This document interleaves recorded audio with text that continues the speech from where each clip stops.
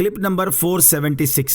اس clip میں آپ قرآن پاک کی سورہ یونس کی آیت نمبر 6 سے 8 تک کی تلاوت، ترجمہ اور تفسیر قرآن صراط الجنان سماعت فرمائیں گے۔ بسم اللہ الرحمن الرحیم۔ ترجمہ: اللہ کے نام سے شروع جو نہایت مہربان رحمت والا ہے۔ ان فی اختلاف اللیل والنہار وما خلق اللہ فی السماوات والارض لآیات لقوم یتقون۔ ترجمہ: بے شک رات اور دن کی تبدیلی میں اور جو کچھ اللہ نے آسمانوں اور زمین میں پیدا کیا ان میں ڈرنے والوں کے لیے نشانیاں ہیں۔ ان فی اختلاف اللیل والنہار، بے شک رات اور دن کی تبدیلی میں۔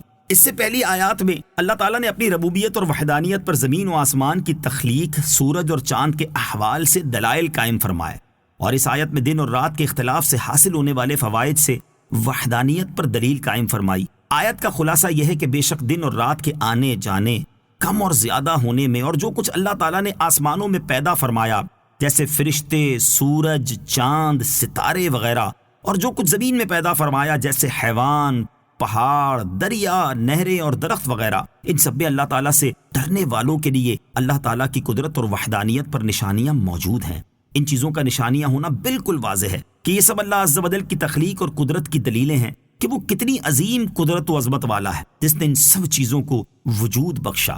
نوٹ: اس سے متعلق مزید تفصیل جاننے کے لیے سورہ بقرہ آیت نمبر 164 کے تحت مذکور تفسیر ملاحظہ کیجیے۔ آیت کے آخر میں فرمایا کہ متقیوں کے لیے ان چیزوں میں نشانیاں ہیں، چونکہ ان چیزوں میں غور کر کے ایمان و عرفان صرف خوف خدا رکھنے والوں کو میسر ہوتا ہے، اس لیے انہی کا ذکر فرمایا۔ بہت سے کافر یہ چیزیں دیکھ کر سرکش ہو جاتے ہیں، جیسے آج اکثر سائنسدانوں نے سائنس میں ترقی کر کے خدا عز و جل کا انکار کر دیا۔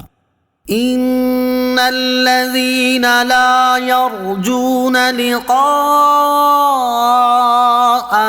ورضوا بالحیاة الدنیا واطمأنوا بها والذین هم عن آیاتنا غافلون اولئک مأواہم النار بما كانوا یکسبون۔ ترجمہ: بے شک وہ لوگ جو ہم سے ملنے کی امید نہیں رکھتے اور دنیا کی زندگی پسند کر بیٹھے ہیں اور اس پر مطمئن ہو گئے ہیں، اور وہ جو ہماری آیتوں سے غافل ہیں، ان لوگوں کا ٹھکانہ ان کے اعمال کے بدلے میں دوزخ ہے۔ ان الذین، بے شک وہ لوگ، ان آیات میں پہلے ان لوگوں کا ذکر کیا گیا ہے کہ جو حشر یعنی مرنے کے بعد اٹھنے پر ایمان نہیں لاتے، اور اس کے بعد حشر پر ایمان لانے والوں کا ذکر ہے۔ اس آیت میں حشر پر ایمان نہ لانے والوں کی 4 صفات بیان فرمائی گئی ہیں۔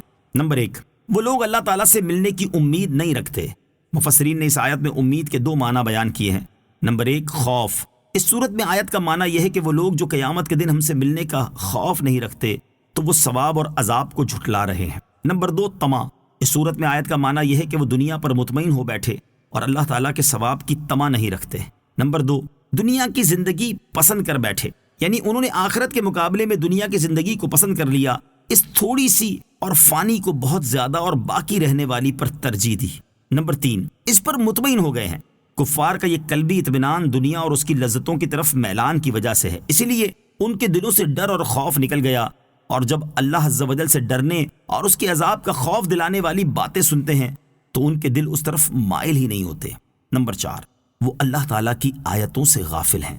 حضرت عبداللہ ابن عباس رضی اللہ تعالیٰ عنہما سے مروی ہے کہ یہاں آیات سے تاجدار رسالت صلی اللہ تعالیٰ علیہ وآلہ وسلم کی ذات پاک اور قرآن شریف مراد ہے، اور غفلت کرنے سے مراد ان سے اعراض کرنا ہے۔ دنیا اور آخرت سے متعلق مسلمانوں کا حال، یہاں آیت مبارکہ میں کفار کے اعتقاد کے اعتبار سے یہ احوال بیان فرمائے گئے ہیں، لیکن عملی طور پر مسلمان بھی ان میں سے بہت سی چیزوں میں ملوث ہیں، جیسے دلوں سے قیامت کے حساب کتاب اور عذاب الہی کا خوف نکل جانا، دنیا کی زندگی کو ہی پسند کرنا اور اسی کے لیے کوشش کرنا، اور اسی پر مطمئن ہو کر بیٹھ جانا، قرآن اور احکامات الہیہ سے غفلت، دلوں کا سخت ہونا، شدید وعیدیں سن کر بھی گناہوں سے باز نہ آنا، یہ سب چیزیں ہمارے اندر اس آیت کی روشنی میں افعال کفار کا عکس نہیں دکھا رہی تو اور کیا ہے؟